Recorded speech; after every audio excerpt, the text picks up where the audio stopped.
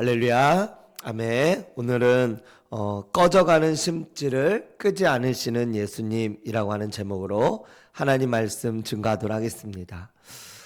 예수님께서 이제 많은 병자들을 고치시고 그리고 많은 사람들을 인도하며 또 가르치시고 또 복음도 전파하는 그러한 사역들을 이제 계속해서 감당하고 계십니다.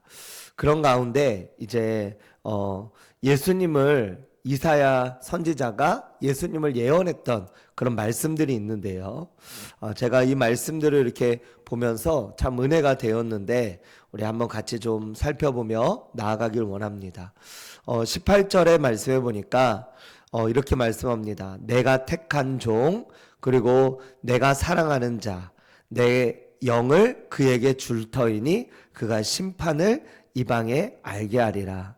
그러면서 19절 20절 말씀을 통해서 예수님의 성품, 예수님이 어떤 분이신지를 우리에게 말씀하고 있습니다. 19절에는 이렇게 말씀합니다. 다투지도 않고 들레지도 않고 아무도 길에서 그 소리를 듣지 못하리라. 또한 상한 갈대를 꺾지 않고 꺼져가는 심지를 끄지 않는 그렇게 하시는 분이 우리 예수님이다. 이렇게 말씀합니다. 빌립이 예수님께 하나님을 우리에게 좀 보여주십시오. 그렇게 예수님께 요청을 드린 적이 있었는데 빌립에게 예수님께서 그렇게 말씀하셨습니다. 빌립아, 너는 내가 이렇게 너와 함께 오랫동안 있었는데도 하나님을 보여달라고 하느냐. 나를 본 자는 또 나를 본 자는 하나님을 본 것이다. 이렇게 말씀하셨습니다. 즉 예수님이 어떤 분이신지를 우리가 알면 하나님이 어떤 분이신지를 안다라고 하는 것이죠.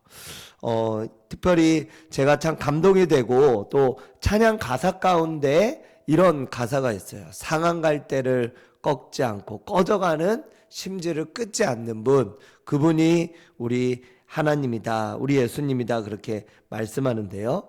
상한 갈대는 사실은 이제 부러져서 쓸모없게 된 갈대를 말합니다. 사회적으로는 좀 약하고 소외된 자, 다른 사람들이 눈길을 주지 않는 자, 별로 이 사람을 도와줘도 내가 도움을 받지 못할 것 같은 자, 이러한 자가 바로 상한 갈대입니다. 그리고 꺼져가는 심지는 불이 다 꺼진 등잔불의 심지를 의미합니다. 희망이 사라진 자를 비유하고요. 그래서 예수님은 그런 희미한 빛조차 끄지 않으시고 회복시키시는 분임을 오늘 성경에서 말씀하고 있습니다. 저는 이렇게 표현하며 예수님을 이렇게 이사야 선지자가 예언하면서 예수님이 어떤 분이신가 이런 것들을 가끔씩 묵상하며 또 말씀을 통해서 이렇게 깨닫게 되어지는데 이러한 말씀들을 참 읽을 때마다 은혜가 되는 것 같아요.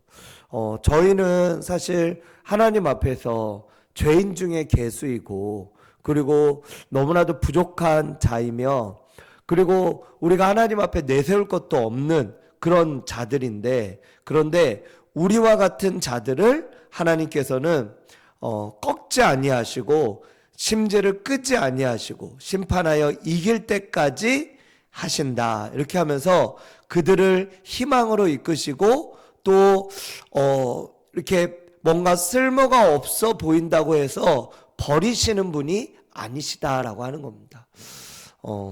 저희가 이렇게 좀 이렇게 살아가면서 또 어떤 사람들을 이렇게 만나잖아요. 그러면 이전에도 제가 한번 언급한 적이 있었는데 어떤 사람이 복음을 잘 받아들이는가, 어떤 사람들이 그 하나님의 말씀을 잘 받아들이는가 라고 했을 때 첫째는 좀 소외되고 연약한 자들, 뭔가 도움이 필요한 자들, 이러한 자들이 하나님을 잘 받아들입니다. 두 번째는 눈에 보기에는 굉장히 정말 아무런 걱정이 없고 아무런 그런 부분들이 없어 보이는 사람인데 그런데 그 속을 가만히 들여다보면은 고난이 있고요. 그리고 아픔이 있고요. 그리고 눈물이 있는 그런 분들이 하나님의 복음을 잘 받아들인다는 거죠. 그래서 고난이, 다윗은 그렇게 말씀하죠. 고난이 내게 유익이다.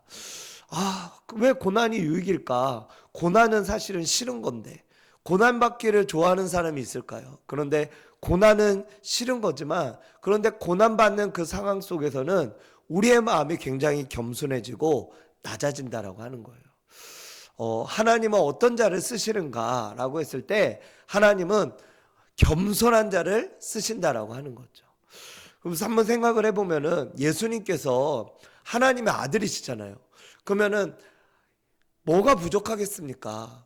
이 세상 모든 것들, 아니 이 온 우주의 창조자이시며 그 모든 것들을 지으신 분. 근데 그 하나님이 우리 인간의 몸으로 이 땅 가운데 내려오셨고, 그리고 내려오신 다음에도 좋은 호텔에서 나오신 것도 아니고 왕궁에서 나오신 것도 아니고 비단 옷을 입으시며 자라나신 것도 아니라 마구간에서 태어나셨고, 빈방도 없어가지고 그렇게 마구간에서 태어나셨고, 그리고 당시에 목수라 함은 3대 업종이었어요. 가난한 사람의 대명사가 바로 목수였는데 그 목수의 아들로 태어났어요. 그것도 첫째로 태어났어요. 그러면서 동생들이 또 줄줄이 있게 되어지면서 일을 하지 않고서는 살아갈 수 없는 그런, 그래서 30세까지는 아버지의 일을 도우면서 그렇게 예수님이 이 땅에서의 삶을 살아가셨죠. 그런데 한번 생각을 해보면 그렇게 대단하신 분이 인간의 몸으로 이 땅 가운데 내려오셨다? 낮아지셨다? 그렇게 본다면요, 우리가 어떤 다른 사람들에게 있어서 우리가 좀 낮아지고 우리가 좀 대우를 좀 덜 못 받고 우리가 다른 사람들에게 심지어는 무시를 당해도 우리가 예수님을 생각하면서 참아낼 수 있다라고 하는 겁니다. 할렐루야. 아멘. 성육신이라고 하는 것이 바로 그런 거 아니겠습니까? 진짜 높으신 그분이 낮고 낮은 이 땅 가운데 내려오셔서, 그것도 사람들 앞에서 예수님의 외모를 이사야서 53장의 말씀에 보면은 그는 볼품이 없었다고 말씀하고 있어요. 웬만하면 좀 이렇게 좀 잘 멋있는, 막 우리나라 장동건이나 현빈이나 또 정우성이나 이런 사람들처럼 좀 멋있게 이런, 우리 교회도 한 분 계시잖아요. 기 집사님이라고 굉장히 멋있는 분 계시잖아요. 그러니까 우리 그런 집사님이나 이런 분들처럼 이렇게 좀 사람들이 호감이 가는 그런 모습으로, 외모로 태어날 수도 있었는데, 하나님께서는 그거를 거절하신 거잖아요. 본인은 다 하실 수 있는데 그거를 거절하신 거예요. 그리고 어떻게 태어나셨냐면, 사람들이 보기에 볼품이 없는 좀 인상, 외모, 거기다가 가난한 집, 거기다가 나사렛에서 무슨 선한 것이 나오겠냐 하면서 굉장히 가난하고 천한 동네인 나사렛에서 살아가시면서, 그러면서 예수님은 온갖 천대, 멸시, 그리고 조롱, 이런 것들을 겪으면서 사람들 앞에 무시당하며 살아오셨다라고 하는 거예요. 아니, 만왕의 왕 되신 그분이 뭐가 그렇게 부족해서 그렇게 인간의 몸을 입고 살아하셨을까? 좀 그래도 뭐 이렇게 고위층은 아니라도 중산층 정도는 이렇게 태어나서 살아오셨어도 되지 않았을까? 그런데 완전 이렇게 밑바닥에 그 가난한 그런 모습으로 이렇게 하셨던 그것은, 예수님도 그렇게 낮아지셨는데 우리도 그렇게 낮아져야지. 어떤 그런 성육신적인 모습이 우리 가운데 예수님을 우리가 묵상하고 나아가면은 그렇게 마음을 먹고 할 수가 있다라고 하는 거예요. 그 어떤 교회의 담임 목사님이, 여기 평택 지역의 어떤 담임 목사님이 코로나 기간 동안에 이제 아이들을 만날 수가 없다 보니까 그 아이들이 막 교회도 못 나오고 그래서 학교 앞에 신방을 갔대요. 근데 어떻게 하고 갔냐면은 그 담임 목사님이 동물의 탈을 뒤집어 쓰고 얼굴을 이렇게, 그 다음에 옷도 동물의 옷을 입고, 그러고 나서 깜짝 이벤트로 이제 그 부교육자분들하고 같이 이렇게 그래도 큰 교회거든요. 몇백 명 많이 모이는. 근데 그걸 가서 이제 아이들하고 이렇게 막 소통하다가 짠 하고 아이들한테 얼굴을 보여주니까 아이들이 너무 좋아했다고. 근데 그날 그 목사님도 파김치가 됐다고. 그날 너무 더워가지고 더운 날이었다 그러더라고요. 근데 너무 더워가지고 그게 막 땀도 안 통하고 그래서 막 얼굴에 막 온몸에 땀이 범벅이 났지만 그런데 아이들이 좋아하고 그리고 아이들과 이런 소통을 할 수 있는 것이 또 좋았고 그리고 그렇게 아이들과 아이들의 눈높이에 맞게 다가가는 어떤 그런 부분들 이런 부분들이 이렇게 아이들과의 어떤 소통과 또 아이들에게 인상을 주는 데 있어서 좋았다라고 하는 거죠. 그러다 보니까 이런 어떤 겸손함 그런 게 바로 겸손함 아니겠습니까? 그래서 뭐 저도 뭐 할 수 있어요. 저도 예. 저도 그런 것들 있으면은 할 수 있을 것 같아요. 그래서 우리 총복초등학교 뭐 나가서 우리 아이들 이렇게 좀 꼬시면서 우리 교회를 좀 데리고 와가지고 맛있는 것도 우리 이렇게 해서 먹이고 이렇게 하면 얼마나 좋겠습니까? 그래서 우리 교회도 같이 좀 우리가 지금 기도하고 있지만 다음 세대가 우리 교육관이 속히 이렇게 또 잘 꾸며져 가지고 교육관에서 우리 아이들이 예배하고 그곳에서 또 뛰어놀고 또 하나님을 찬양하고 예배하는 그런 날이 속히 오게 될 줄로 믿습니다. 아멘. 그래서 우리 예수님이 어떤 분이신가? 한마디로 말하면 겸손의 왕이세요. 겸손의 왕. 그래서 그분은 낮고 낮은 자들을 절대 외면하시거나 비천한 자들을 절대 함부로 대하시거나 하시는 분이 아니다라고 하는 겁니다. 그래서 그는 다투지도 않고 들레지도 않는다. 이 들레지도 않는다 이 말은 울부짖지도 않는다 이런 뜻이에요. 그래서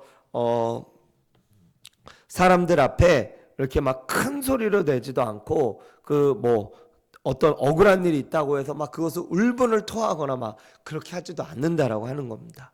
그래서 그러한 예수님. 그래서 아무도 길에서 그 소리를 듣지 못하고 당한 갈대를 꺾지 않고 꺼져가는 심지를 끄지 않는 그런 모습들. 그런 모습들이 우리 예수님의 모습인데요. 우리 예수님의 모습을 바라보면서 저희도 이런 예수님과 같이 성육신하신 예수님처럼 저희도 성육신이라고 하는 것은 그 사람의 눈높이에 맞게 낮아지는 거잖아요. 그래서 그 사람들의 눈높이에 맞게 우리가 낮아져서 우리가 그들에게 하나님의 사랑을 전하고 그 눈높이에 맞게 하나님 앞에 나아가 하나님이 기뻐하시는 그런 하나님의 사람들로 세워져 나가는 저와 여러분들이 되시기를 축복합니다. 그래서 우리가 이제 전도를 또 수요일날 전도를 나가고 또 이렇게 또 시간이 될 때마다 관계 전도를 하며 나아가는데 그럴 때 우리가 좀 더 낮은 모습으로 또 그들을 품고자 하는 그런 어떤 섬김의 모습으로 그리고 주일에도 이렇게 새 가족들이 오면은 새 가족들을 좀 우선적으로 저희가 섬기는 마음으로 그렇게 해나가면 새 가족들이 또 어느새 나중에는 그들이 이제 교회에 정착하게 되면 그들도 자기들이 이 교회에서 받은 사랑대로 또 그렇게 섬기는 그런 모습들이 일어나게 되어진다라고 하는 거예요. 그래서 저와 여러분들이 정말 하나님의 사랑으로 그렇게 겸손함으로 우리가 섬기며 나아가서 예수님처럼 상한 갈대를 꺾지 않고 꺼져가는 심지를 끄지 않는 그런 하나님의 종들, 하나님의 사람들, 겸손한 하나님의 사람들, 그래서 하나님이 기뻐하시는 하나님의 사람들이 다 되시기를 주님의 이름으로 축원드립니다. 기도하겠습니다.